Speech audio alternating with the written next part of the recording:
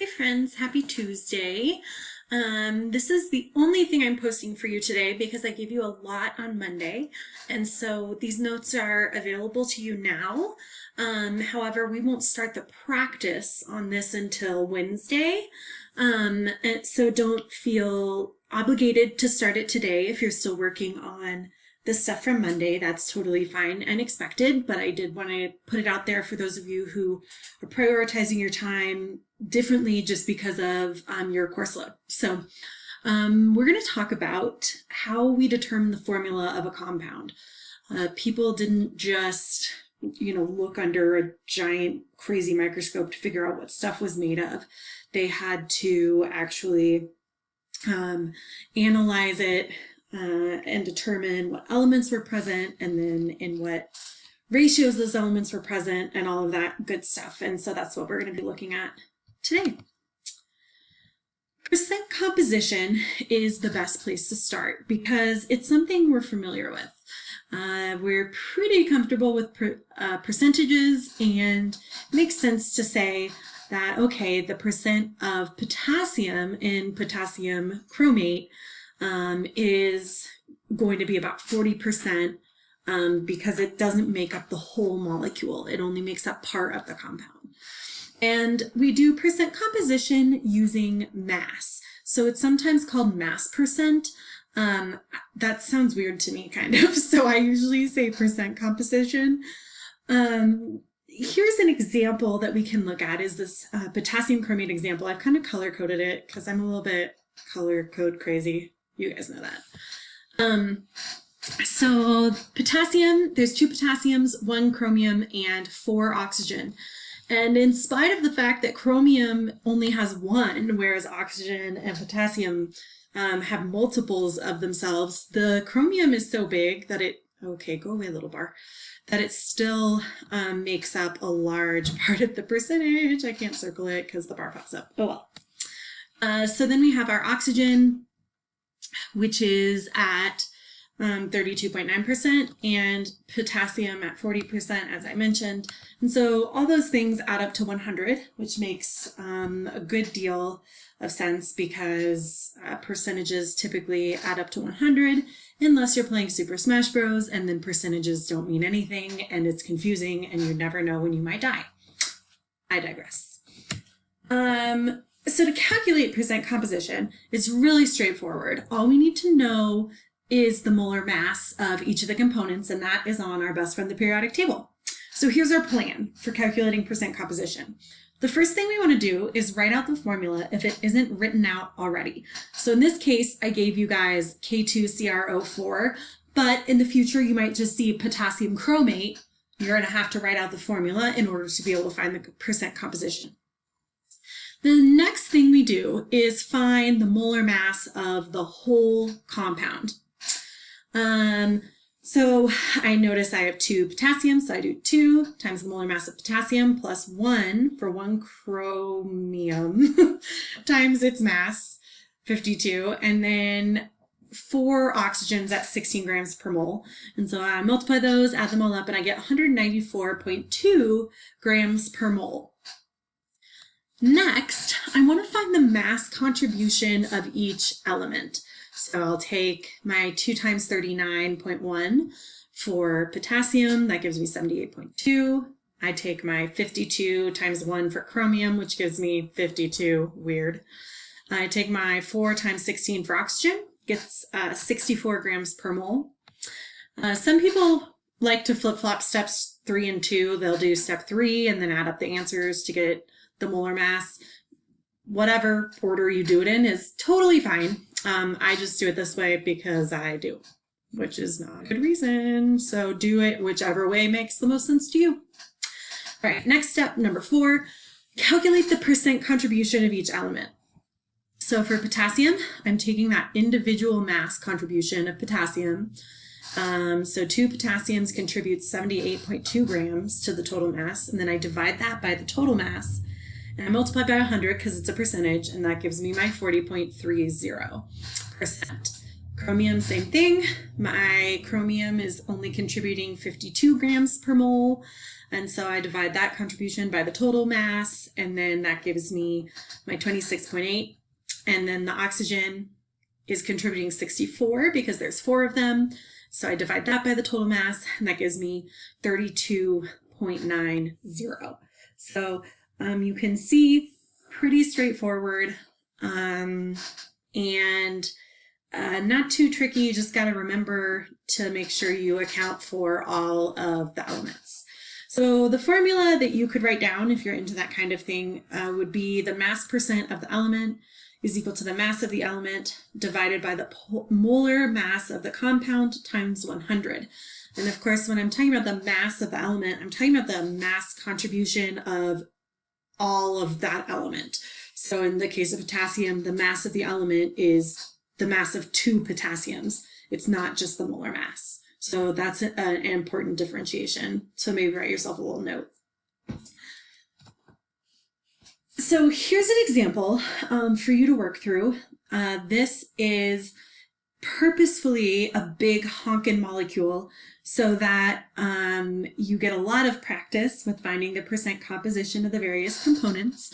This is penicillin F, which was discovered sort of on accident, but honestly, if the scientist Alexander Fleming hadn't been really in tune and really paying attention to what was happening in his lab, he would never have understood the contribution or the significance rather of what had happened in his lab. So it was kind of lucky, but it wasn't that lucky because you got to know what it means. And he was smart enough to know what it meant. Anyway, words are hard. Penicillin is actually derived from a mold. And this is so interesting to me. I'm super allergic to molds, and I'm super allergic to penicillin and amoxicillin, which are both derived from molds. And so I don't know if I'm allergic to maybe the penicillin in the mold that just is like growing naturally, but not all molds grow penicillin. So I don't know. This is a huge digression. I'm going to try to focus. Anyway, you should pause the video, especially so you don't have to hear me keep talking, and you should try to find the mass percent of each element. Okay, go through the steps. I put the answer in the bottom right-hand corner so that you can kind of check your progress as you're going through. The next slide is a key, so go ahead and pause it when you're ready and try to work this out on your own. As promised, here is your key. So for carbon, I have 14 carbons, so I did 14 times the molar mass of carbon, which is 12.01.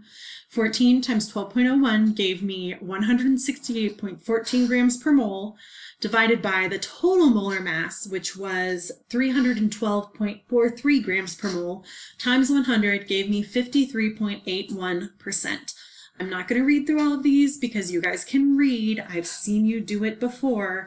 So you can check your work with this key. If you have questions, definitely let me know, but try to work it out for yourself. I believe that you will be able to, okay? But let me know if you need a little extra support.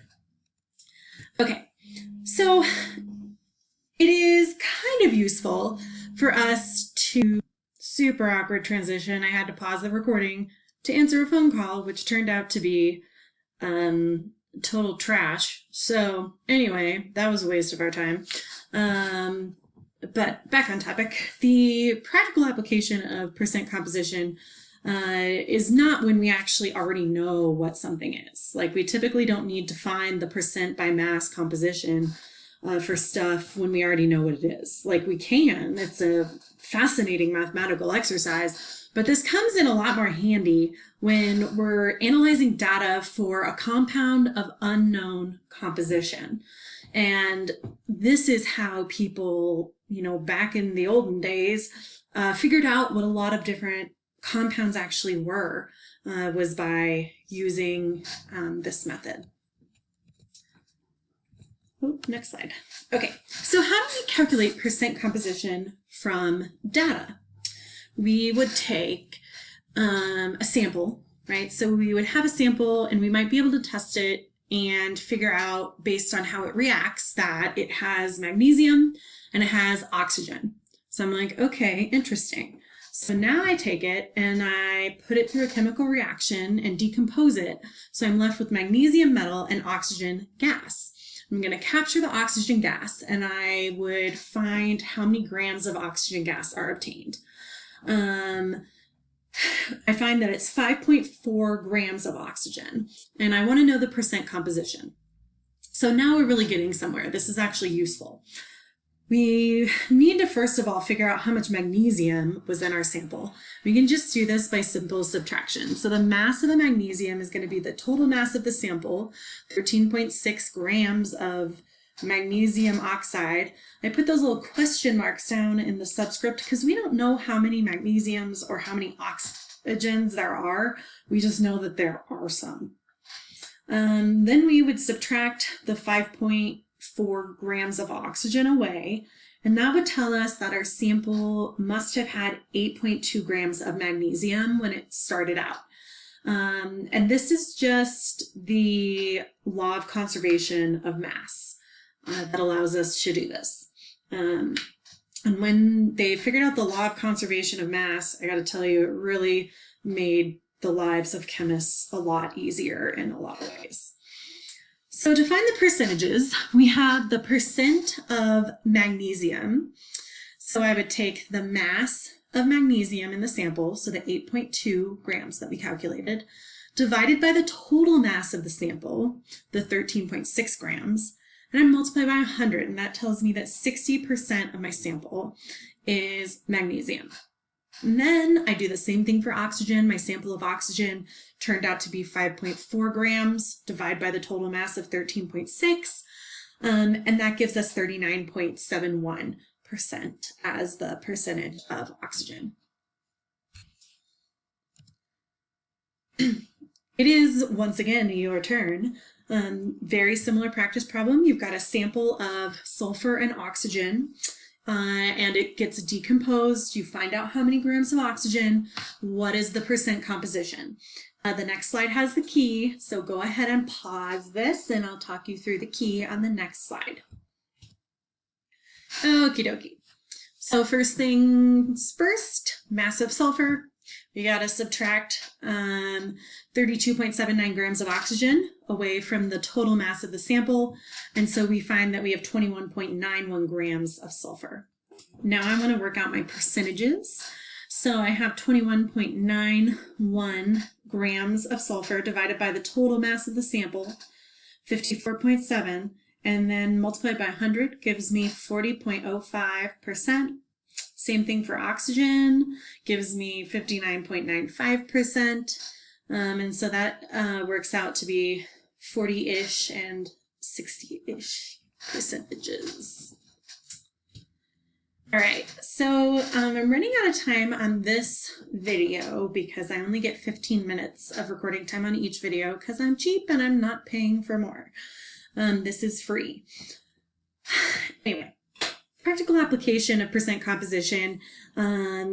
This shows, like, this is pretty useful. We can take a sample, we can look at it, and we can figure out what percentage is contributed by each element.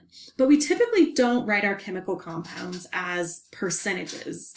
And so what would be really powerful would be if we could change our percentages into formulas somehow.